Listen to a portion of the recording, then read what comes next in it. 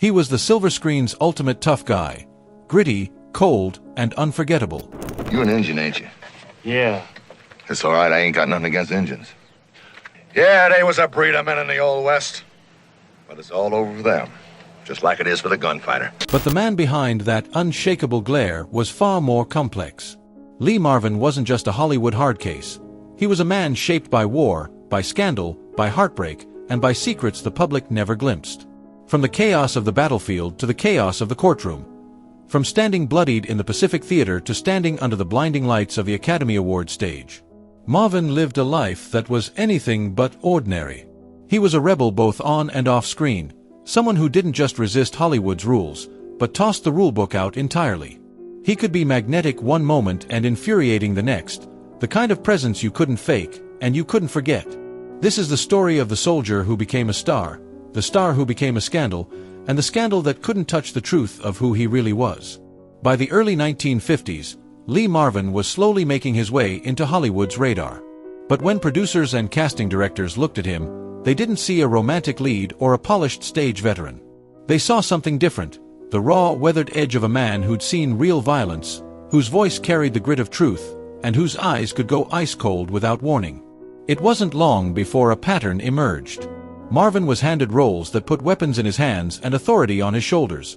Soldiers, cops, hitmen, hired guns. To Hollywood, he was the enforcer, the brute, the man who could step into a scene and make you believe someone was about to get hurt. And he didn't just play the part, he brought his combat experience right onto the set. On the 1951 film Teresa, Marvin quietly coached the crew on how to move, how to carry a rifle, how to make battlefield scenes feel authentic. This wasn't stage combat, this was muscle memory.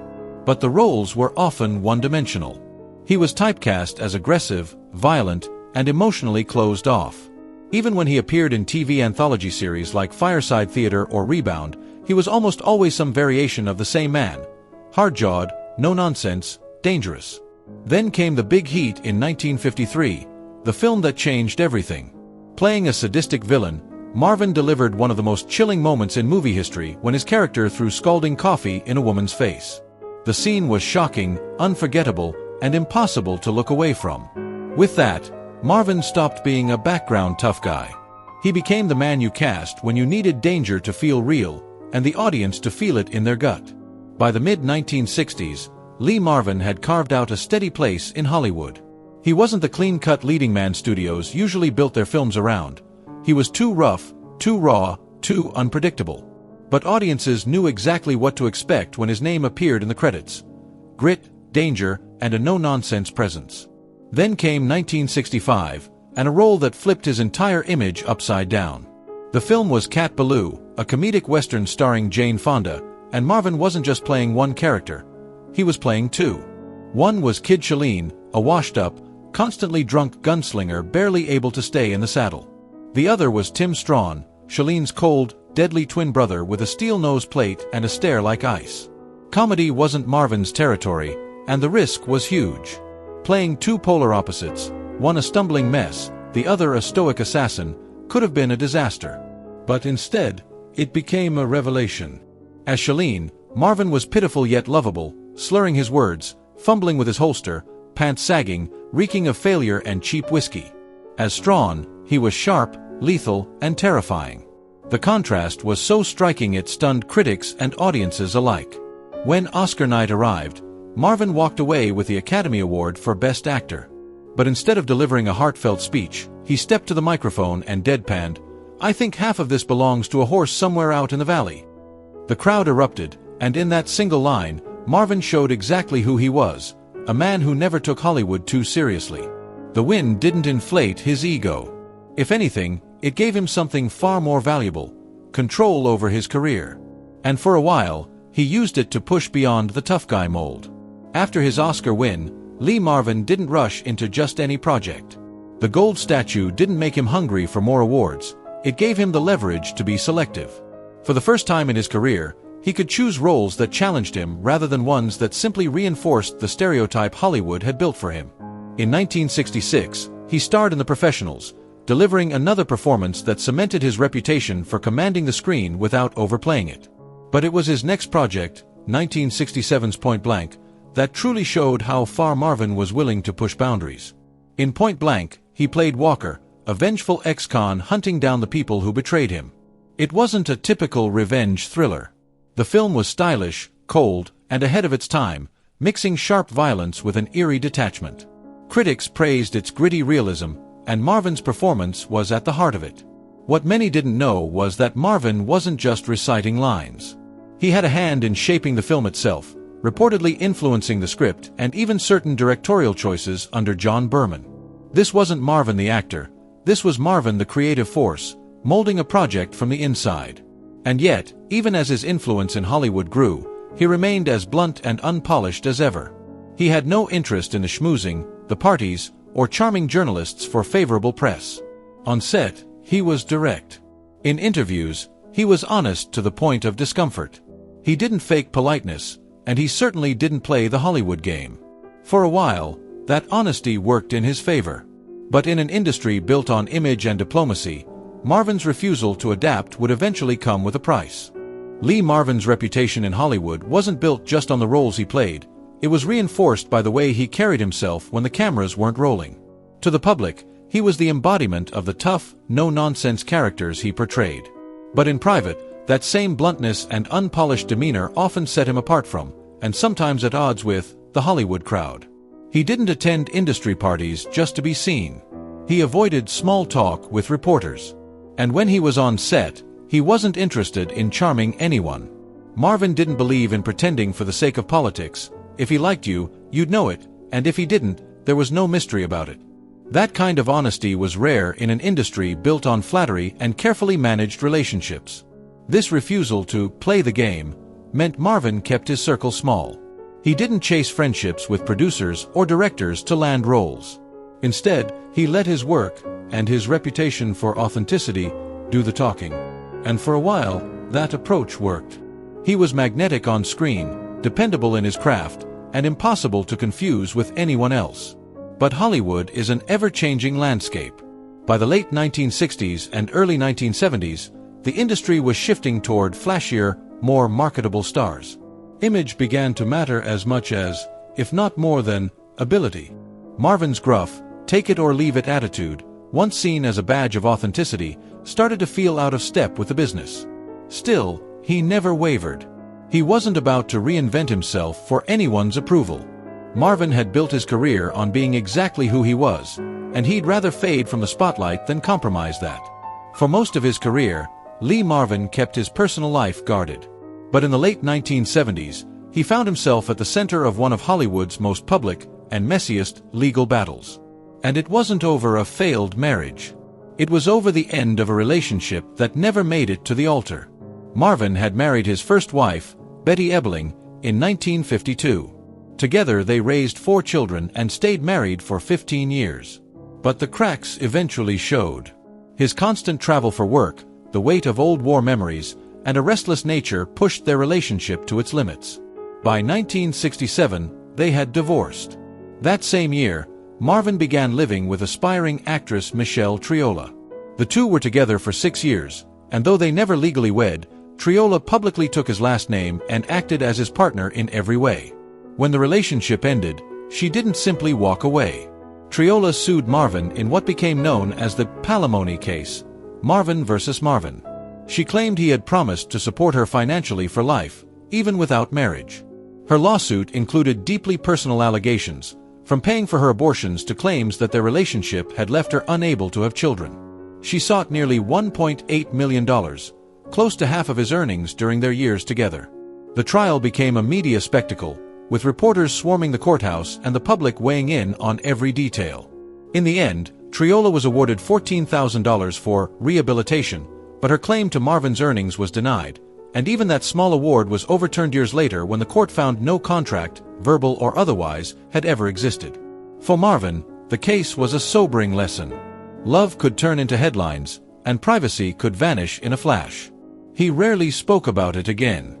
By the time the 1970s rolled around, Lee Marvin's once ironclad place in Hollywood was starting to loosen. The industry was changing fast. Younger, flashier stars were dominating the box office, and the gritty, stoic anti-heroes Marvin had helped define were beginning to fade from the spotlight. He still worked steadily, but the projects didn't carry the same weight as his earlier triumphs. Films like Hell in the Pacific, Prime Cut, and Emperor of the North had flashes of brilliance, but they never reached the iconic status of The Professionals or Point Blank. Audiences still respected Marvin, but his roles began to feel like echoes of the man they once couldn't take their eyes off. By the 1980s, the slide was more noticeable. He appeared in titles like Death Hunt, Gorky Park, and Dog Day, but the cultural impact wasn't the same. The younger generation of moviegoers didn't have the same connection to him, and Marvin wasn't the kind of actor who reinvented himself to stay relevant. He didn't chase trends or soften his image. He was who he was, for better or worse. Off-screen, his private life had settled into a quieter rhythm with his second wife, Pamela Fee, whom he married in 1970. But his health was beginning to betray him. Years of hard living, heavy drinking, chain smoking, and the physical wear from his war injuries were taking their toll. Marvin never complained publicly, but those who knew him saw the signs. He was smiling less, drinking more, and choosing his work selectively. Fame had never been his priority, so he didn't mourn its slow fade. But physically, the years were catching up, and the final chapter of his life was approaching faster than anyone expected. By the mid-1980s, Lee Marvin's body was feeling the full weight of decades spent pushing it to the limit. The hard drinking, the constant smoking, the injuries sustained in combat, they all began to close in at once. In late 1986, Marvin was hospitalized with a serious lung condition, coccidioidomycosis, a fungal infection that attacks the respiratory system. He fought through more than 2 weeks in the hospital before being discharged, but his recovery was far from complete. Within months, new complications surfaced, this time even more severe. On August 29, 1987, Marvin was rushed to a hospital in Tucson, Arizona, suffering from a ruptured intestine and acute respiratory distress. Doctors administered steroids to help him breathe, but the treatment triggered a fatal heart attack. Lee Marvin was gone at just 63 years old. Even in death, Marvin made one final quiet statement about who he really was. He was buried at Arlington National Cemetery, a place reserved for America's true heroes, and his tombstone made no mention of his Hollywood career. There was no nod to the Oscar, no reference to the films that made him famous. Instead, it bore a simple inscription: Lee Marvin, PFC, U.S. Marine Corps. It was a deliberate choice, one that reflected what mattered most to him. Marvin had once said that fame was fleeting, that Hollywood would give you a star on the sidewalk and then let a dog relieve itself on it. He wasn't bitter, just realistic. In the end, he wanted to be remembered not as a movie star, but as a Marine who served and survived. For him, that was the only legacy worth engraving in stone. Long before Hollywood knew his name, Lee Marvin was just a restless, unpredictable kid with a knack for trouble. Born on February 24, 1924, in New York City, he was the youngest son of Lamont Marvin, a stern World War I veteran, and Courtney Marvin, a fashion designer with refined taste and high expectations. From the start, he carried pieces of both worlds, the discipline of the military and the artistic eye of the creative. But neither was enough to keep him in line. Marvin struggled in school. Undiagnosed ADHD and dyslexia made reading a constant battle, and sitting still in a classroom felt impossible. While other kids memorized multiplication tables, Lee sought escape in the wild.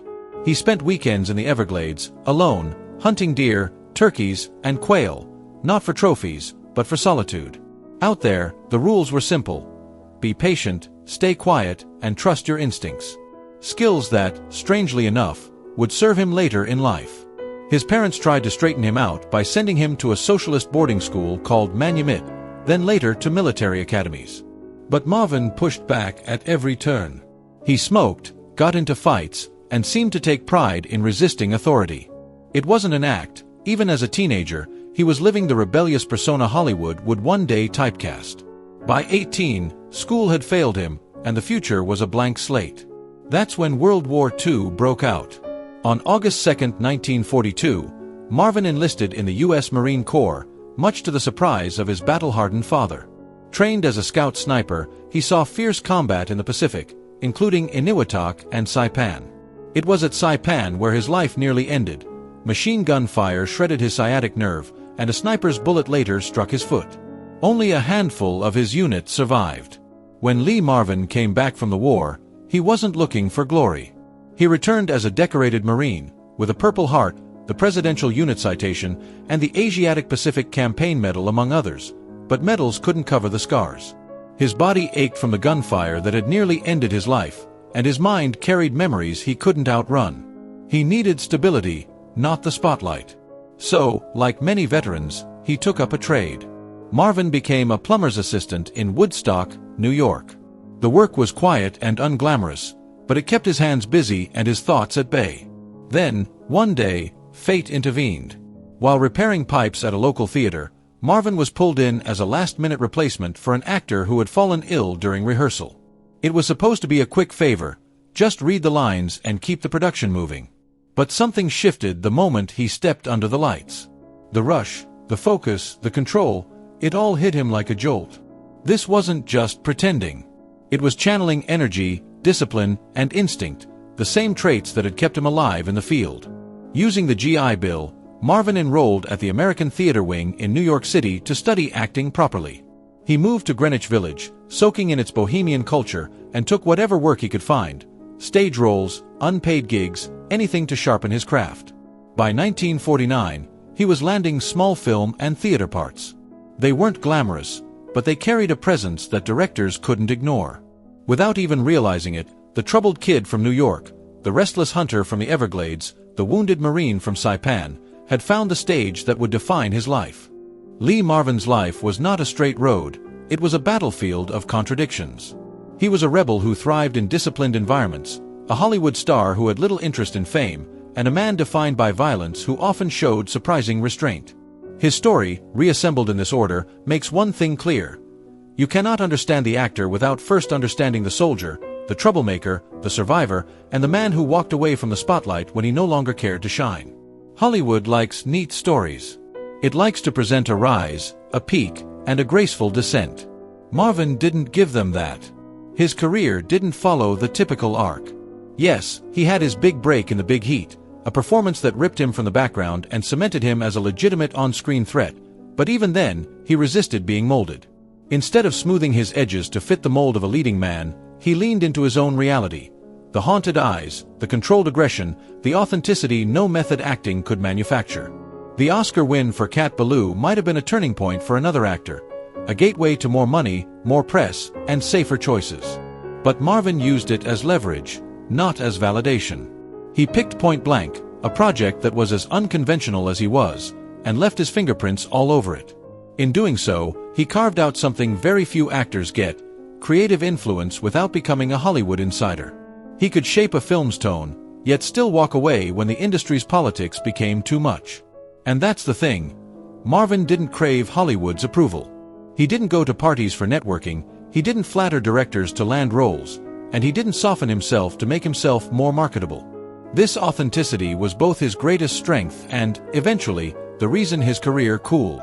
In an era when the industry was shifting toward packaged personalities and bankable smiles, Marvin was still the same blunt, unpolished presence. That stubbornness cost him in the long run, but it preserved something more important: his integrity. The Michelle Triola Palimony case is a perfect example of how Marvin's personal life reflected his refusal to play the Hollywood game. This was a man who never courted public scandal, yet when it came for him, it arrived in full force. The case was invasive, ugly, and sensationalized, and yet, he never used it as a platform for self-pity. He kept quiet afterward, not because he had nothing to say, but because he refused to feed the spectacle. The court battle might have been about money on the surface, but at its core, it was about control. And if there's one through line in Marvin's life, it's his determination to maintain control over himself, even when circumstances tried to take it from him. His war service, though placed here at the end of our reordered narrative, casts a long shadow over everything that came after. The Lee Marvin who faced down studio executives was the same man who had crawled through the Pacific jungle under machine gun fire. He wasn't just playing a soldier on screen, he had lived that reality. It's why even his most one-dimensional roles carried weight. There was no artifice. When he corrected a director's staging of a battle scene, he wasn't nitpicking for the sake of ego. He was refusing to cheapen something he knew was deadly serious. That same mindset explains his detachment from the trappings of fame. For someone who had watched death at close range, the idea of obsessing over red carpets or magazine covers must have felt hollow. Hollywood's rewards were nothing compared to simply staying alive in Saipan. It's telling that when he died, his Arlington National Cemetery headstone made no mention of his career, his awards, or his fame. He chose to be remembered not as an actor, but as a Marine, a private first class. It's almost poetic. In a town where everyone chases their name in lights, Marvin left his off the marquee entirely. Even his beginnings, the ADHD, the dyslexia, the restless energy, play into the bigger picture. As a kid who struggled in classrooms and resisted authority, he wasn't set up for traditional success. But those same traits, impatience with arbitrary rules, a craving for hands-on experience, an instinct for survival, prepared him for both the Marines and the kind of Hollywood career he would have. Hunting in the Everglades taught him patience and precision.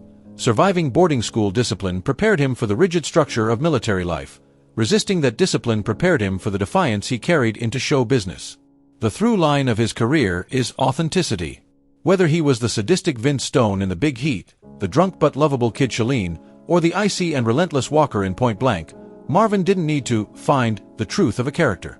He brought his own truth to every role, a truth that was built from scars, both visible and hidden. He understood brutality because he had seen it. He understood failure because he had lived it. And he understood the absurdity of life because he had walked away from death enough times to find humor in survival.